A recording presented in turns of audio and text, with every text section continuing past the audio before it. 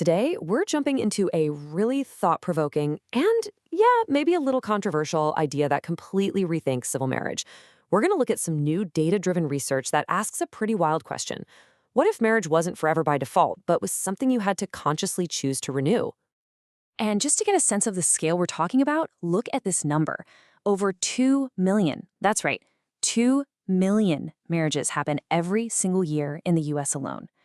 So the rules that govern this whole institution, they affect millions and millions of lives. That's why any new idea, no matter how radical it sounds, is worth a serious look. And that really gets to the heart of the problem, right? For so many people, the off-ramp for marriage, divorce, it's just incredibly painful. It can be a legal nightmare, emotionally exhausting, and financially, it can be absolutely devastating. This research is basically asking, is there a better way to set this system up from the very beginning? So here's how we're going to break it all down. First, we'll talk about this idea of marital inertia. Then we'll get into the radical renewal idea itself, see how it would actually work, tackle some of the huge questions about fairness, and finally, look at what it all means for the future of saying I do. All right, first up, let's really dig into the core problem that this whole new model is trying to solve. And it's all about this powerful, unspoken force of just staying put. Okay, so here's the deal. The way our current system is built, it's based on what the research calls passive continuation. Basically, once you're married, the default setting is, well, forever. To get out, you have to actively start a formal and often really difficult divorce process. All that legal friction can literally trap people in unhappy or even unhealthy situations for years.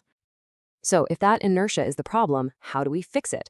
Well, this research proposes a pretty radical solution that's designed to flip that default completely on its head. And this whole concept comes from a really detailed data analysis by Dr.RRPh.D.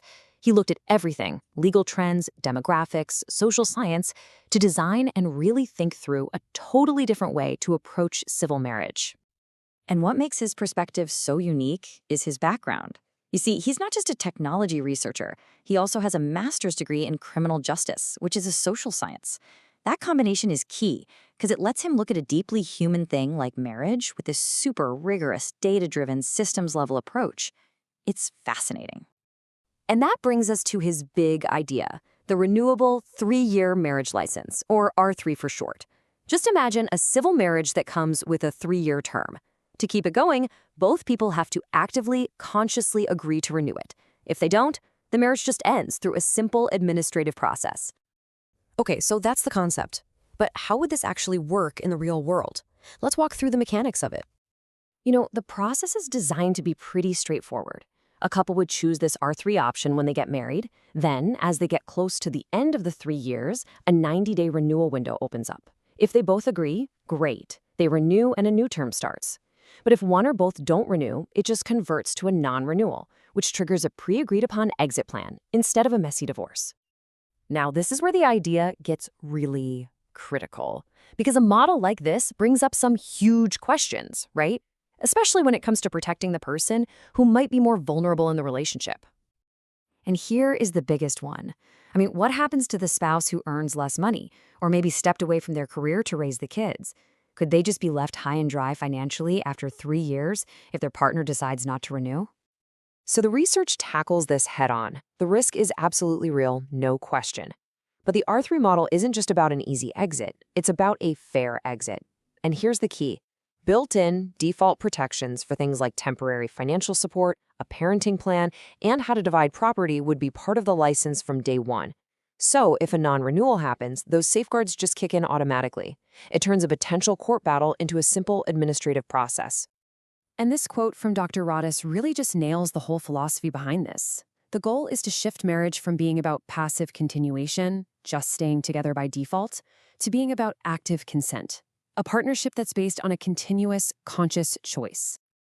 So let's pull all this together. What are the big takeaways from this data, and where could an idea like this go from here? The study's findings are actually pretty compelling.